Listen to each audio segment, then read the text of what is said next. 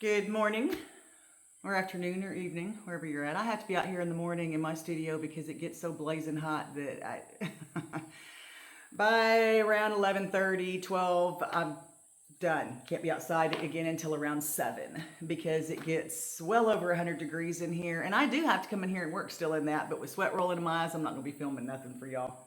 So I want to talk about molds. We're just going to have a little conversation real quick and maybe inspire you to do some really cool things. And I will link all of the videos that I talk about down below. So if you just want to, if you want to spend some time with me on this beautiful 4th of July holiday and hear me ramble for a few minutes, I hope you learned something. So you can't hardly buy molds in the US anymore. There's a couple companies that still make them. They're made to order. They take forever. If you pay, let's say, $40 for the mold, you'll pay $40 for shipping. They're just really cost prohibitive. This tankard, no, it's got some dust in it. I haven't used it in a while.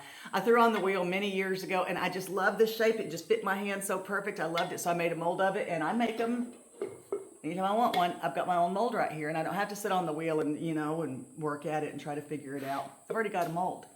So if I sculpt something and I really like it, then I make sure there's no undercuts and I make a mold, and then I can make as many as I want. It's a skill that you need to know, and I just did a video yesterday. Well, I finished it yesterday. It took me 5 days to make because of the heat, but I'll post it in the comments, and so y'all don't have to hit the little more. So when somebody says, I'll post it down below or I'll put links below, what they're saying, for those of you who don't know, you're supposed to hit that little word that says more, and that opens up a whole nother window and it describes the video. You've got links, you've got, a lot of times you have chapters. So if you already know what, somebody's doing or talking about, skip ahead, come back and look at it. It does help the channel when you watch it all the way through to the end, but, I know time is a premium these days. So today I want to talk about how to use molds for different things than their intended purpose, okay? So let's say, let me find a good one. Well, this is another one I made, but this is a straight up and down, so that's not great. We could talk about, which is my favorite, which are doll heads. Not necessarily the whole body, but the heads. I'll show a few pictures of some of my favorite ones, like one like this. Most of them have a flat head, and people kind of are confused about that who don't make dolls.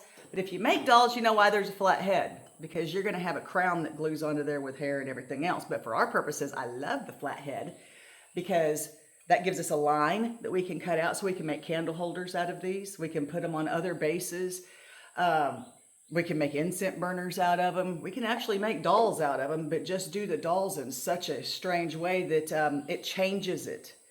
So I've got one very, very, very large, 2 foot tall that I make. But I've changed it to the point that you wouldn't recognize it. If you had the mold and you made it, you wouldn't recognize it. It's completely different. Actually, I've got several that I do that too.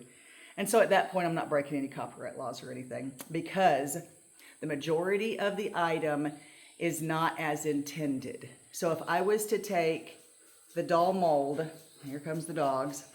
If I was to take the doll mold and actually make a doll out of it, and then put my name on it and sell it and say, look, this is my doll. No, you can't do that. But I can take the doll head. Let me see if I've got one sitting around. I don't think so. Dang it. I'll show you a picture. I'll put a picture, splice a picture in there. My best seller, my creepy doll head lamp. So basically I take a regular mold that's already someone else's and another mold that's already someone else's. Then I actually created and carved another piece that goes to it. And when I put them all together, it creates something completely different that I can actually put a copyright on. Now this right here is a good example. This is not glazed. This is one of my creepy doll head lamps. This is a doll head. This is actually a 1969 sugar bowl mold. I'm not kidding. The mold is printed with the date 1969, and it's a little sugar bowl. But I change everything. I do something completely different with it, and now I've got 2 molds that maybe I wouldn't be able to use or sell, and I turned it into some cool Halloween decorations. Another one Another one that I do that's very popular is I looked on the internet so long for a skull teapot, and the only one I found was $400, and it had a spout, I don't know if y'all ever seen this, coming out of the nose, and a handle on the back, so when you poured your tea, it was like, I don't know, snot or something, I don't know. It was terrible, terrible design. I mean, no disrespect to the person who created it, okay? Because it takes a lot of R&D to make anything especially work. So I came up with this one for myself, started selling them, and people love them. I think that if you're creative and you come up with anything and people like it, go for it. Because I'm not the end all be all, and neither are you. My husband tells me that all the time.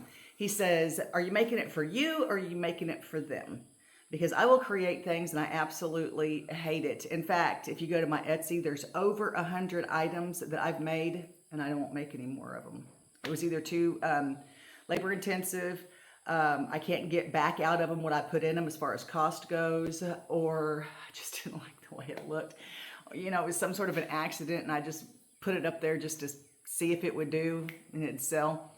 And there's lots of things that I really thought would do well, but it took forever for them to sell. And I can't have stuff just sitting on the shelves, you know, month after month after month without making me money.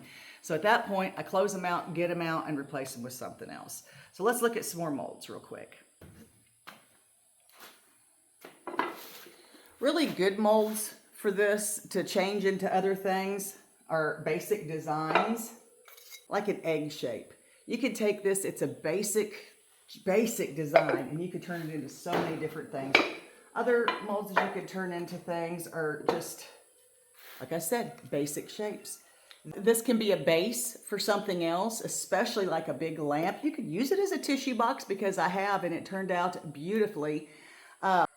I actually took a silicone mold that was made for epoxy resin, and I pressed clay in it.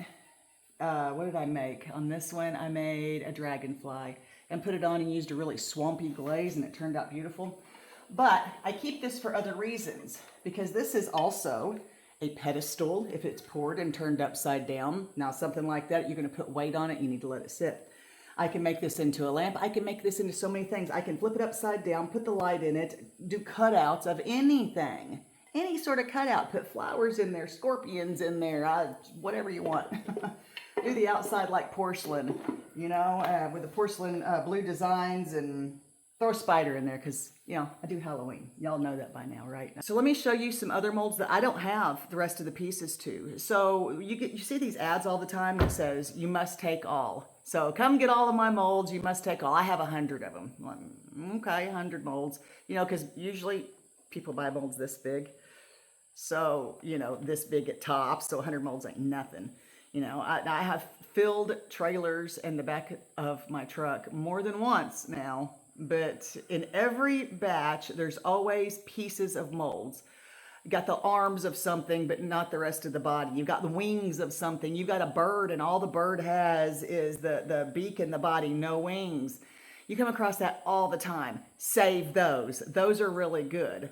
I have angel wings that I put on a hummingbird that looks just bizarre as could be, but it's fun. That's the whole point of it, is, you know, be fun.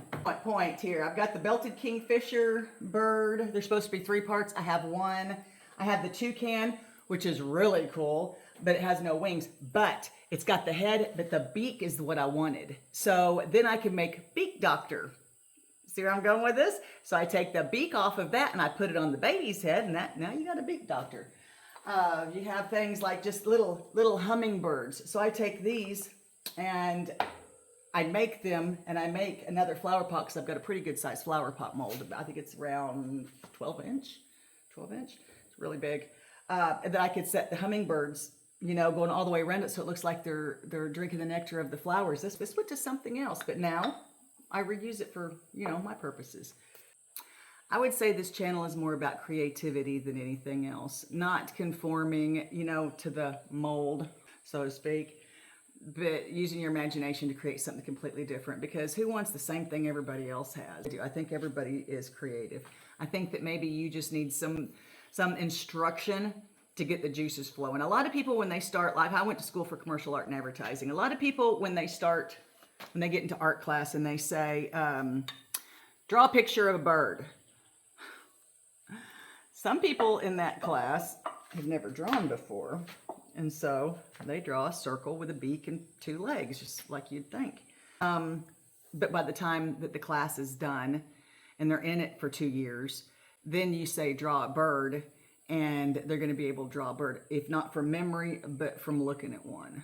You know, it takes practice and it takes instruction. I've got work to do. Mail starts running tomorrow, so I got to get some more lamps in the mail. And if you enjoyed the little talk today, I hope I inspired you just a little bit. Go ahead and like and subscribe it, because the new class that's coming up, I'm really excited about it. I'm going to show you all how to make terracotta slip without the $1,000 mixer. I do need one. I am going to get one eventually, but for right now, we're going to go ahead and do it a different way.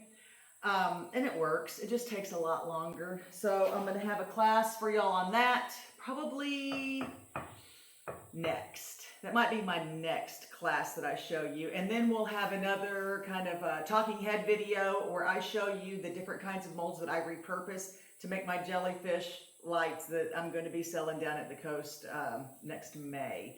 Now those are really cool. I think you're going to be shocked by what kind of mold that I actually use and turn into this really cool jellyfish light.